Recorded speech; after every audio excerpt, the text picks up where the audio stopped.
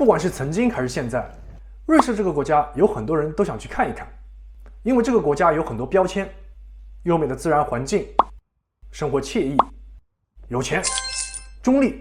那么这么多标签到底贴不贴切，是不是真的呀？今天咱们就来了解一下瑞士。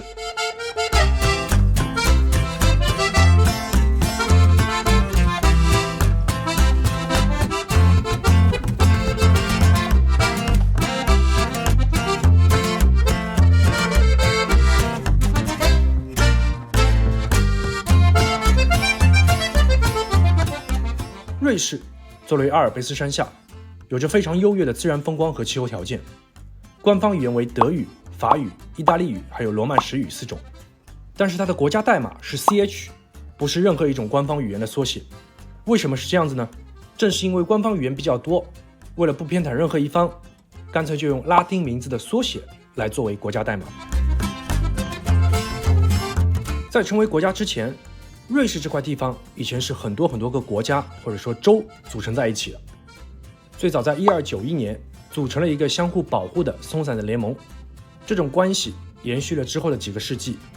16世纪以后，瑞士跟法国比较密切，瑞士也为法国提供了很多雇佣兵。但是这之后，法国就把瑞士给占领了，并更名为赫尔维蒂共和国，实际上也就成为了法国的一个附庸国。原先各个州独立的情况也被取消了，建立了统一的经济和货币体系。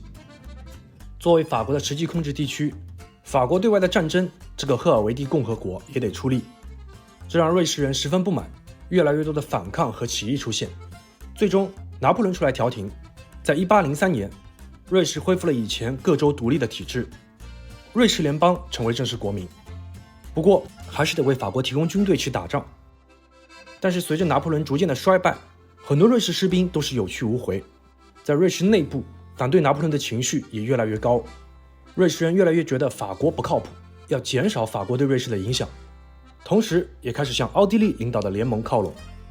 到了1815年的维也纳会议上，瑞士内外部的边界最终被确定和承认，同时各国也颁布法令，给予瑞士永久武装中立的地位。这个中立就这么来的。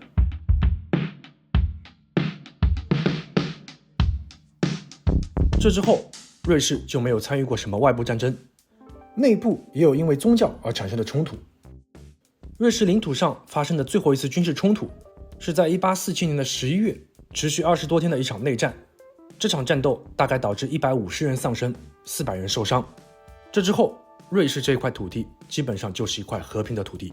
也因为瑞士的中立政策，避开了很多世界大战，同时又带来了很多避险资金。但是瑞士的中立在2022年对俄乌问题的立场上出现了偏移，所以它的中立在国际上也开始受到质疑。瑞士的领导人在国际政治上的存在感并不高，实际上瑞士的国家代表就是联邦主席，而且是1年轮一次，而真正的管理者是瑞士联邦委员会，共有7名成员组成，由联邦议会选举产生，任期为4年。而这个联邦委员会是瑞士的集体国家元首，联邦主席或者说总统就从这7名成员中选出，一般是轮值，任期1年。不过虽然是总统，但是这名成员只是委员会代表，工作还是内部一个部门的负责人。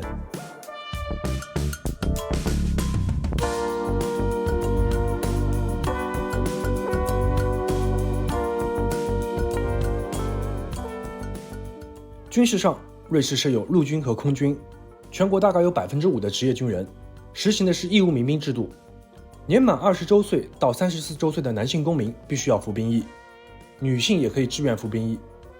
而且服兵役期间，军队发的一些轻武器装备可以带到家中保管。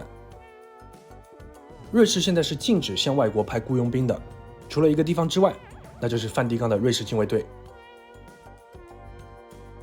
外交上，因为瑞士的中立政策，所以在1战和2战当中，它所受到的影响比较小。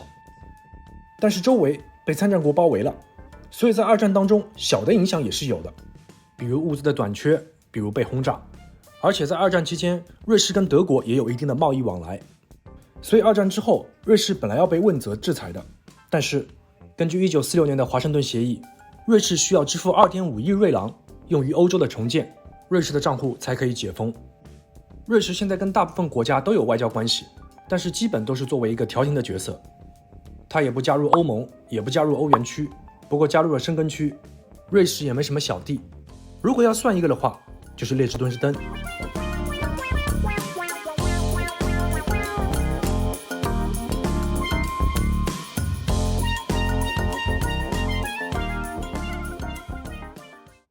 经济上，瑞士是比较拿手的，也确实有钱。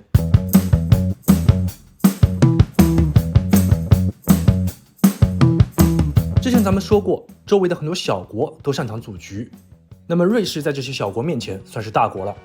这个组局那真的是出神入化。首先，瑞士有一定的面积，本身底子就不错。瑞士一个很重要的产业是制造业，比如精密仪器、化学药品、医疗器械等等。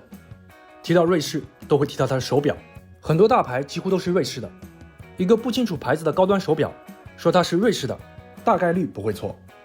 瑞士把自己一些不想要的剩下的产品制造，就丢给了列支敦士登。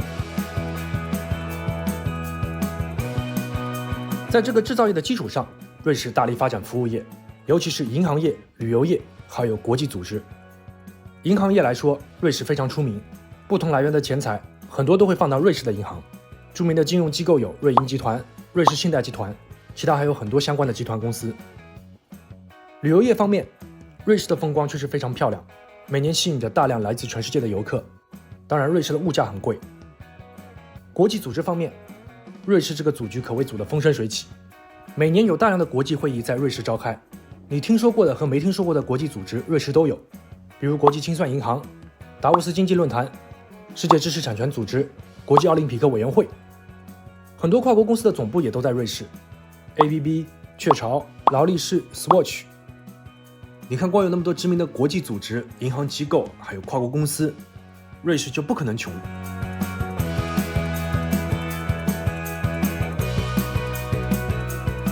并且相比较而言，瑞士的环境很干净，看看这湖，清澈见底。